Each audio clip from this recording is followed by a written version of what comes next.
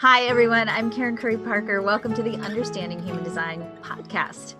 I am so excited to have with us today Quantum Human Design Level 2 Specialist Kalyani Pardeshi. And I am so sorry if I have butchered your name, but I tried. But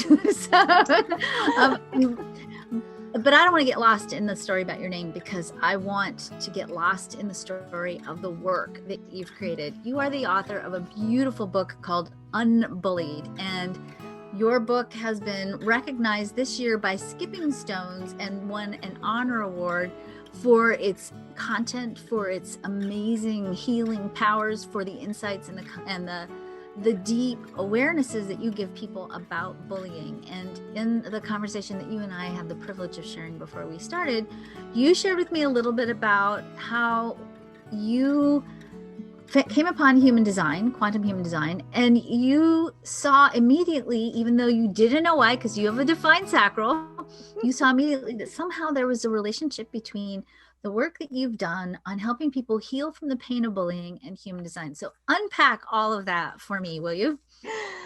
So I think one of the most beautiful experiences as I was studying human design was learning about myself, because I honestly believe healing never ends. Mm-hmm. It's like an onion. You just keep peeling the layers off. And I have an undefined will center. Mm-hmm. So one of the themes that kept coming up in my life because of the bullying was always trying to prove my worth and value. Until a friend finally asked me, "Why do you do it?" And it's like, well, because no one else will notice me. The thing is that we end up believing what is said to us. And unfortunately, we take it to heart. And when we take it to heart, we forget who we are. Human design actually told me who I really was, why I was the way I was. And I had this tool and I thought, what if I could take this tool and bring it to teens who are being bullied and help them understand why they feel the way they do and what they can actually do about it. Because yes, we feel a certain way and we tend to suppress it because it's easier to bottle it up and try to be happy on the surface. But when we address what's really going on, understanding why we feel that way, and step two, what can we do about it? That's when the healing begins. That's so powerful. So, in the work that I've done with human design over the last 21 years, I first started off as a healer. I've always served first as a healer. That's my background. And, human design in the beginning for me was just, oh, here's a really interesting way to gain deep insights. And as I continued to work with the system, I really got clear that just doing a reading and having insights wasn't enough. It was a good start, but it wasn't really helping people get to the heart of what was causing them pain and how to get out of pain. So one of the things that I think is so powerful about the work that you've done, and I know you have that book somewhere. So show us the copy of your book. Okay, let me just fish it out of my drawer over here. There it is. Unbullied. See, there's your book. And it's there we go. So one of the things that you have talked about is that just doing human design isn't enough, that you have to do healing. And you can't just start telling a new story about I'm beautiful, I'm wonderful, and try to step into it without doing the healing work. So tell me a little bit about what you mean about that just simply acknowledging the bullying and trying to reframe it in your mind isn't enough. It's just a Band-Aid. Tell me about what you need to do to get rid of the Band-Aid and actually heal. So one of my favorite masterclasses that I have is on verbal bullying. And I always question my students. I put this question ahead and I say, ask yourself, not what is the right thing to do, but what is the most loving thing to do in this situation. So you have this verbal bully coming up to you and saying something really nasty to you. Traditional methods teach us, well, just ignore the bully. There's something wrong with the bully. Yes, fine and dandy, but you're sitting there, you're getting all these words spewed at you and it's hurting. It's really hurting. And I love giving this example. So this happened to me 6 years ago where a family member decided to tell me how I should raise my children. A Mani Gen, a time bender, defined sacral, very powerful. You don't tell me what to do, right? Defined throat, you don't tell me what to do. And I kind of set some boundaries. And this person started spewing a lot of anger and hatred towards me, pretty much just saying, I don't care about you. I don't want to see your face. I hate you. And I thought to myself, what is the most loving thing I can do for myself in this moment? And I said to him, thank you very much. That's so awesome to know. I did not come back at it with anger, with hatred, spewing poison. I came back at it with love. That, you know what? I'm choosing to love myself in this moment and thanking you for showing me your true colors. And this person I've never known to be speechless. He was speechless. But it was the nail that really, I hit it on the head right then and there.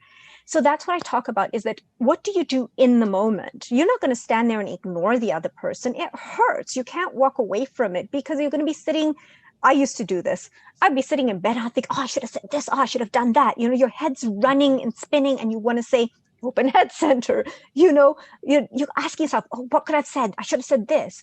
So each response is loving. And once you've done that loving response, that's when you go to the code phrases of the heart, which I love so much, and say, yes, I am that love. I am that compassion. I am serving.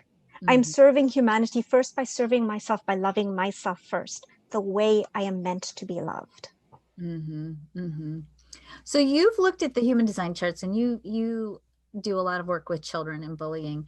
And one of the things that you've noticed is that there is a correlation between how a person is bullied and how the kinds of bullying a child experiences and their open centers. So tell me a little bit about that. We don't have to tell me every 9 centers, but I know people are going to want to know, wait, which one do I have? So they can look at their chart. So my favorite ones to talk about is the open throat center, because I experienced that with my daughter, who is an emotional authority orchestrator, projector.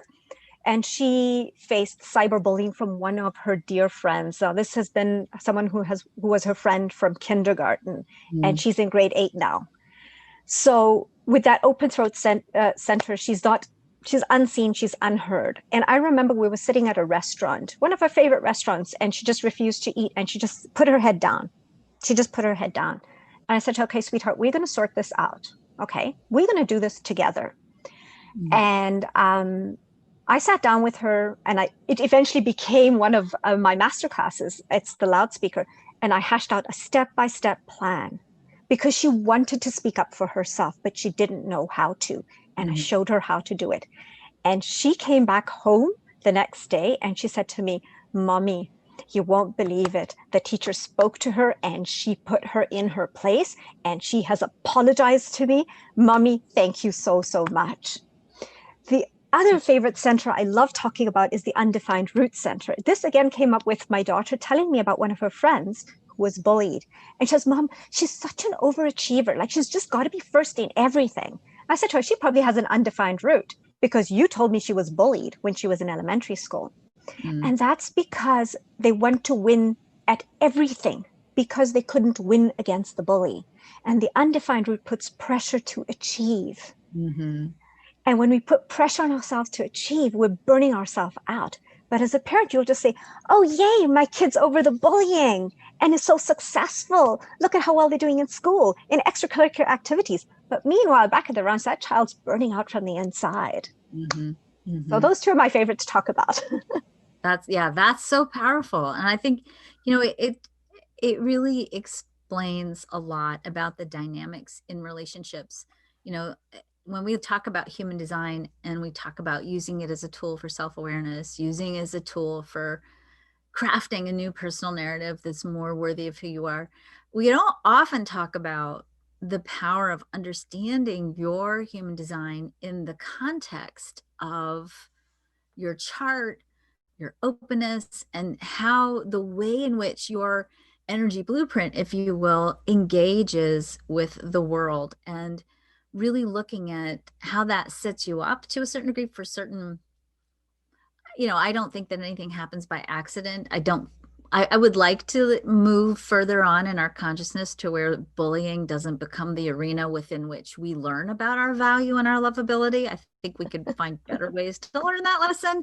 But at least at this stage, we're still exploring who we are in the context of the relationships that we have. And sometimes for a lot of us, we end up learning a lot about who we are and our value and our preciousness and our lovability in the arena of bullying, whether it's at school as children or even later on in our relationships where we don't set good boundaries and we let people mistreat us or disrespect us, because Exactly. oftentimes we're not doing it for ourselves either. Um, Exactly. One of so, the things I would love to just chip in here with, sorry to interrupt yeah, you, is that no, for go. me, having been through bullying at every stage of my life, one of the things that I have learned is that, okay, what's the lesson in this for me? The lesson is I'm not loving myself enough, because it starts with me. That love, that acceptance, that support, that recognition, that appreciation, that value, it starts in me for me. Mm-hmm. And then that's when my environment changes. Yeah, totally. And I think that's so powerful. And I think, in the master alignment programs that we do, when we work on helping people using EFT and using the human design chart kind of as a backdrop for some of the tapping, I would say the vast majority of our people are bullied on some level and are really carrying the pain of that through sometimes decades of their life. And, really looking at how we can make both the internal shifts and then also the external shifts so it's not a part of our cultural story anymore is huge. It is huge. And I think one of the worst bully that exists in this world is our own internal critic. Oh yeah, tell me about Gertrude. Oh, You were Gertrude, saying- you saw my Gertrude post. So Gertrude, I gave her a name, Gertrude. She's my internal critic. And the reason I gave her a name is because somewhere along the line, I always believed that I did not truly, truly have zero faith in myself.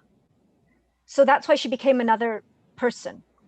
And then when I went Mhm. through my healing process, I did the Band-Aid. Yes, I am, meditations, all of that stuff. But you know what? It didn't work. It did not work. Mm. I always kept coming back to beating myself up until finally I started EFT tapping. And I just said to her, you know what? You don't belong in here. I'm evicting you. Here's your notice. Go. And she's gone. She's gone. Because every trigger is an opportunity for me to look at myself. What do I need to heal here? What do I need to heal here? And that's why I used to get shaken by triggers, but now it's like, okay, it's an opportunity for me. I Mm-hmm. need to heal from this. How can I teach other people to heal unless if I heal myself? Mm-hmm. That's And so important. then I can show others how to do it, right? Right. Totally. Totally beautiful. So, all right. So show us your book again, Unbullied. And Unbullied. where can people get it? It's on Amazon. Okay, perfect. So Amazon, hold your name up so everybody can see your name. There we go. I'm not going to try to say it again. It's all good. and where can people find out more about you? So my website is kalyanispeaks.com because I have a voice and I speak a lot. So yes, kalyanispeaks.com. I do have, my favorite section is life's lessons, where I just literally take everyday experiences and I share them and I say, so this happened, but this is what I learned from it. What can you learn from it? So Beautiful. it was amazing. I just want to share this quick lesson, if I may. Yeah. So on Monday, I was walking my son to school and it was so beautiful outside. It was the sun. I'm going to actually post that picture. The sun was red underneath purple clouds. And I thought to myself, because I am blessed to have a beautiful connection with the universe, with the divine. And I thought to myself, here in Alberta, we've had new restrictions. So I said, this is the universe. It's December and we don't have temperatures below freezing. By now it'd be freezing cold. It'd be -20 and heaps of snow. I said, this is the universe showing us that I understand you're caged right now. So I'm giving you good weather and beautiful scenery. Get out there, get the fresh air. I got you. We got to pay attention. That's my biggest thing. We've got to pay attention. Got to be in the moment. You got to feel it. You got to be in that moment. You got to feel it. And that's when the healing starts. Because we're either ahead or behind. It's like, brr, brr, brr. Let's move forward. No, let's move back. Oh, I wish this. Be in the moment. Be in the moment. It's so beautiful. Yeah, totally. Totally. Awesome. All right. You're going to hear more about bullying and human design. We've got, you and I have been cooking on some projects, so stay tuned for more. I think, as we sort of bring this to conclusion, the piece that I would just lovingly and gently say, maybe not even gently, just boldly say, in the last 21 years, I've looked at God knows how many charts. I've stopped counting, way more than 100,000 if we look at the numbers of charts that we've run. I've probably done 8 to 10,000 readings in my time.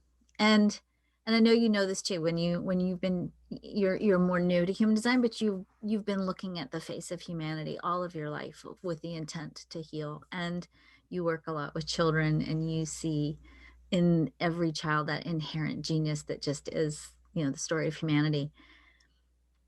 You do not deserve to be bullied. No one does. Every single one of you on this planet is a unique, once in a lifetime cosmic event. And it is so important that we continue to craft a global environment where all people are free and safe and supported and loved. And that unfolding of the story of who you are is supported and nurtured not only by your family, your friends, your school, your community, but by the world and by the energy that we all hold. And the more we can heal our own wounding by following the wisdoms of Kalyani and your beautiful book and the work that you do, the more we follow these kinds of teachings and do our own work and heal, as you said, then the more healing we have to offer the world. It is. I just want to add one little thing. I firmly believe it is way easier to mold a child than it is to mend an adult. Mm-hmm. So what if we raise these teenagers, these young minds, to be healed already? What will the world look like in 20 years when they become adults? Totally. I've always said that. Like, if we didn't have to spend 40 years healing as adults and we could just get to work creating from the time we're 20, what would we do in this world? It would be amazing. I agree with you. Good job. Thank you. It has been an honor and such a delight to have you here today. I'm so excited to share you with the world and share your beautiful work with the world. Thank you so much for all that you've contributed in the work that you've done. Thank you. Unbullied on Amazon. Go get your copy. Thank you so much. Thank you. Bye. Bye.